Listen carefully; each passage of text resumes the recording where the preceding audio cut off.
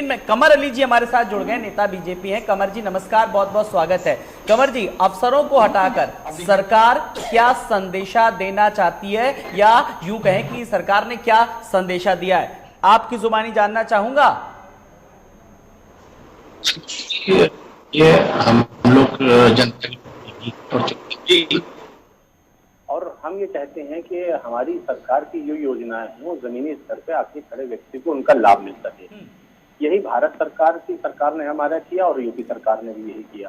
Zero tolerance पे हमारी भारत सरकार भी काम कर रही थी और ये भी यूपी सरकार भी हमारी काम कर रही है। तो जब हम आवाम के लिए चुन के आए हैं तो आवाम के लिए हमें देखिए काम करना होता है। जो अधिकारी सरकारी योजनाओं पर लीता लगाते हैं और भ्रष्टाचार उसमें करते हैं, देखिए वो भी एक परिवार से आते हैं। अधिकारी जो आते हैं उनको 12-13 किस्म की सुविधाएं मिलती हैं, जैसे ड्राइवर हो गया, गनर हो गया, जो भी सुविधाएं उनके पास, माली हो गया, चपरासी हो गया, स्टाफ में लोग हैं, 12-13 सुविधाएं मिलने के बाद मकान को लेके फिर उसके बाद वो भ्रष्टाचार में लिप्त हो जाते हैं।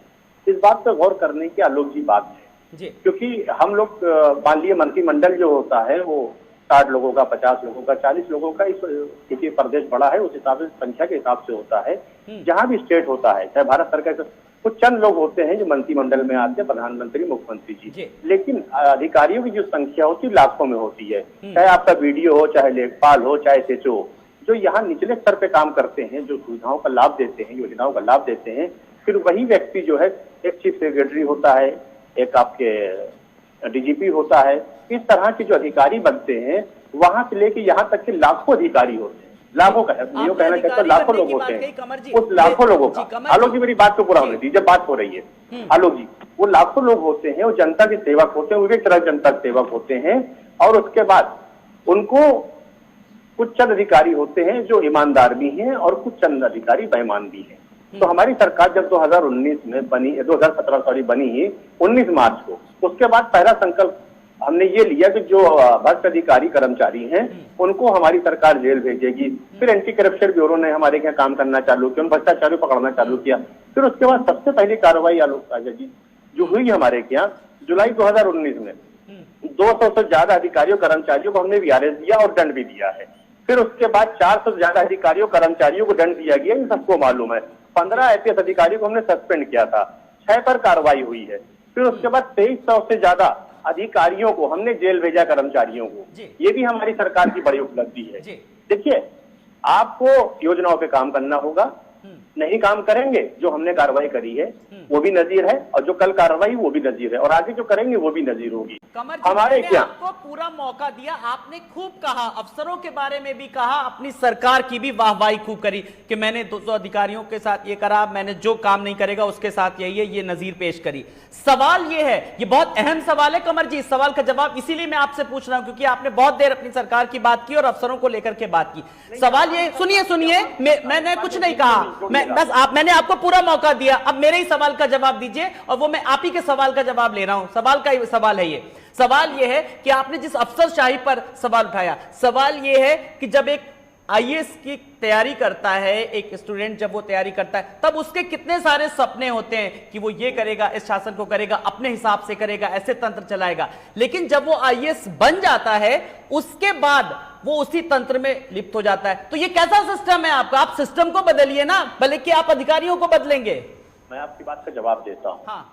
15 साल तक वो सरकारें रही हैं, समाजवादी लगातार किया है भ्रष्टाचार, जिन्हें आपने देखा कि खूब बोलो, आज गायत्री प्रजापति आज भी जेल में है खनन के मामले को लेके। बहुत सी ऐसी कार्रवाई हुई है नजीर हमारी सरकार में। अभी आपने देखा गोमती रिवर फ्रंट पे भी चार्जशीट लगाई गई है हमारी सरकार में।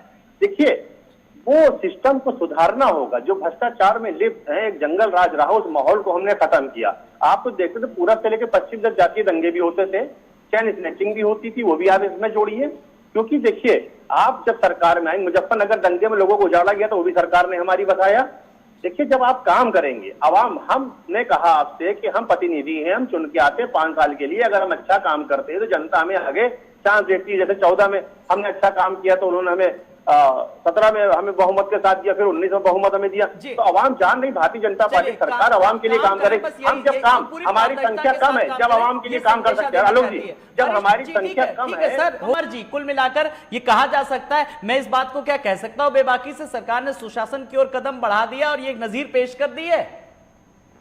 आलोक जी ये नजीर पेश करी अभी, और नजीरें आपके सामने और भी आएंगी। हम ईमानदार अधिकारी को सलाम भी करते हैं, हम उनका ख्याल भी रखते हैं, क्योंकि ईमानदार अधिकारी ना होते तो हमारी योजनाएं लागू भी ना हो पाती। जो योजनाएं रोक रहे आवाम के लिए, जो आखिरी खड़ा व्यक्ति अगर उसको योजनाओं का लाभ नहीं मिलेगा, वो अपना पैसा समझ के रखेंगे तो तैयार रहे। जिस तरह इनके खिलाफ कार्रवाई हुई है, जितने अधिकारी मैंने आपको गिनाए हैं, कर्मचारी गिनाए, 23 से ज्यादा अधिकारी जेल गए, अभी और जाने के लिए तैयार रहे, क्योंकि माननीय मुख्यमंत्री जी ने बिल्कुल स्पष्ट ये बात कही थी कि हम आवाम के लिए चुन के आए हैं, आपको आवाम के लिए काम करना होगा।